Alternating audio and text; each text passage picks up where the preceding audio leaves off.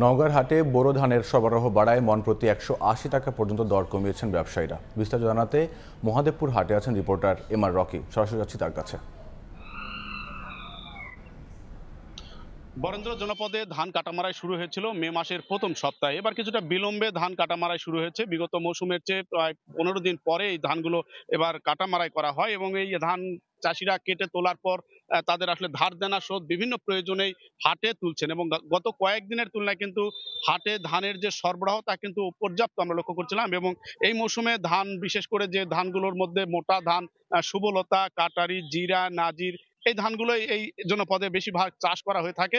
তবে আমরা গত কয়েকদিনের ব্যবধানে হাটগুলোতে সরবরাহ বাড়ার ফলে কিন্তু দরের জায়গাটায় হঠাৎ করে মন প্রতি ১২০ থেকে ১৫০ টাকা প্রকারভেদে দর কমেছে এবং দর এরকম একটা হঠাৎ নিচে নেমে যাওয়ার জন্য চাষিদের দিক থেকে যে বিষয়টি বলা হচ্ছে, এবার বৈরী আবহাওয়া, নানা প্রতিকূলতা মোকাবেলা করতে হচ্ছে। কৃষি উপকরণের বাড়তি দরে খরচের খাত কিন্তু অনেক বেশি হচ্ছে। সেই তুলনায় হাটে প্রথম দিকে এই কাটারি, জিরা, এই ধানগুলো ১৩০০ টাকা বিক্রি করেছিলেন। আজকের হাটে আমরা লক্ষ্য করছি সর্বোচ্চ ১১০০ থেকে ১০৮০ টাকা প্রতি মন কিনছেন এখানকার ব্যবসায়ীরা।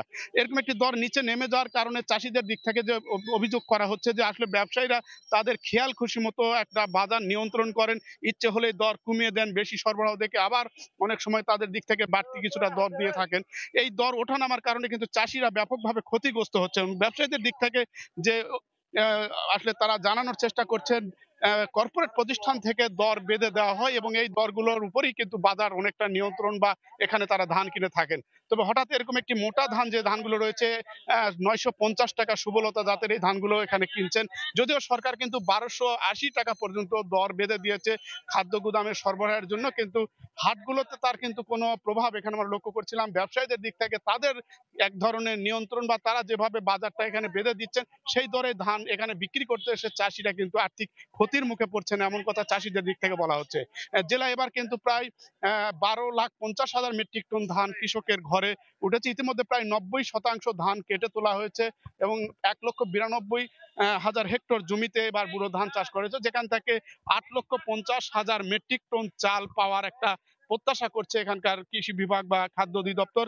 তবে দরের জায়গাটা কিন্তু ব্যাপকভাবে কমে যাওয়ার কারণে চাষিদের দিকে এখন তারা বলছেন যে উৎপাদন খরচই কিন্তু এই মুহূর্তে তারা তুলতে পারছে না এবং হাটগুলোতে যতই ধানের যোগান বাড়ছে ততই দরের জায়গাটা কিন্তু নিচে নেমে যাচ্ছে। এরকম একটি বাজার ব্যবস্থার জন্য আসলে একটা সরকারের তদারকি বা নজরদারি তারা প্রত্যাশা করছেন। কারণ এই মৌসুমগুলোতে এক হাটে কিন্তু ধান বিক্রি হয় ৫,০০০ ৬,০০০ মনের অধিক, কিন্তু ভোর সকাল থেকে বেলা ১১টা ১২টা পর্যন্ত এই হাটগুলো এখানে কেনা বেচা চলে। কিন্তু সেই তুলনায় সরকারের কোনো দপ্তরের কোনো এখানে তদারকি না থাকার কারণে কিন্তু বাজারটা পুরোটাই ব্যবসায়ীরা তাদের মতো করে কিন্তু এক ধরনের দর বেঁধে দেন এবং এই দরেই কিন্তু চাষিরা ধান বিক্রি করতে এসে দরের যে মুনাফাটা বা ধান চাষের যে উপকরণ, ধান চাষিরা এই কাঙ্ক্ষিত প্রত্যাশিত দর না পাওয়ার কারণে কিন্তু ধানের পুরো মুনাফাটা ব্যবসায়ীদের দখলে চলে যায়, এমন অভিযোগ কিন্তু চাষিদের দিক থেকে করা হচ্ছে। তো এই ছিল নওগাঁর মহাদেবপুরের সার্বিক ধান বেচা কেনার খবর আমার কাছে। এতক্ষণ যুক্ত ছিলাম নওগাঁর মহাদেবপুর হাটে।